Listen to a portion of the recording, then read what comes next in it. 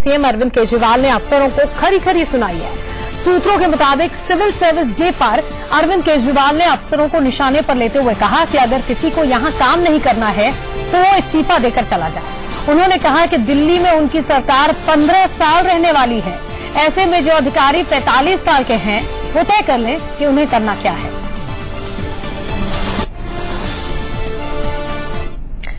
उनका कहना है कि जिसको काम नहीं करना है वो रिजाइन करे और चला जाए। यहां रहना है तो हमारे हिसाब से काम करना होगा।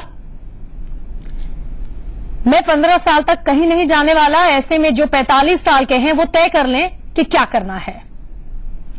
31 दिसंबर को बहुत बुरा हुआ। देश के इतिहास में पहली बार ऐसा हुआ। हम ऑड इवन की तैयारी कर रहे थे और अधिकारी छुट्टी पर। हमारी तैयारियों को धक्का लगा। जिसको काम नहीं करना है वो रिजाइन करे और चला जाए। तमाम बातें सीएम अरविंद केजरीवाल ने कही हैं। सिविल सर्विस डे के मौके पर अधिकारियों को संबोधित करते हुए उन्होंने ये तमाम बातें कही हैं।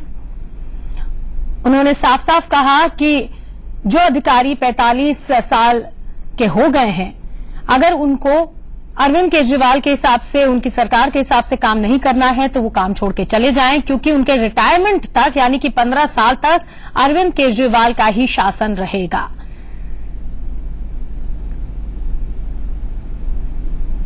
सिविल सर्विस डे का मौका था जिसपे सीएम अरविंद केजरीवाल बाबुओं को, अधिकारियों को, अफसरों को संबोधित कर रहे थे और उस दौरान ही ये तमाम बातें उन्होंने कही हैं।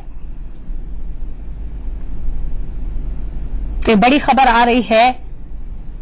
सिविल सर्विस डे के दिन दिल्ली के मुख्यमंत्री अरविंद केजरीवाल संबोधित कर रहे थे अफसरों को और उस दौरान उन्होंने ये तमाम बातें कही। अपने संबोधन में उन्होंने साफ साफ कहा कि जिन अधिकारियों को आम आदमी पार्टी की सरकार के हिसाब से काम नहीं करना है वो इस्तीफा दे दें, काम छोड़ के चले जाएं। खासकर वो अफसर जो कि 45 साल या उससे ऊपर हो चुके हैं, क्योंकि 15 साल तक अरविंद केजरीवाल ही शासन में रहने वाले हैं। इसलिए बहुत जरूरी है कि अधिकारी उनके हिसाब से काम करें। उन्होंने 31 दिसंबर को हुई जो घटना थी उसके बारे में उसका भी जिक्र किया कि 31 दिसंबर के दिन जो पूरे सरकारी महकमा था वो ऑड इवन की तैयारी कर रहा था, लेकिन उस दिन सारे अधिकारी छुट्टी पर थे। इसकी वजह से कोऑपरेशन में कमी आई। ऐसा दोबारा नहीं होना चाहिए।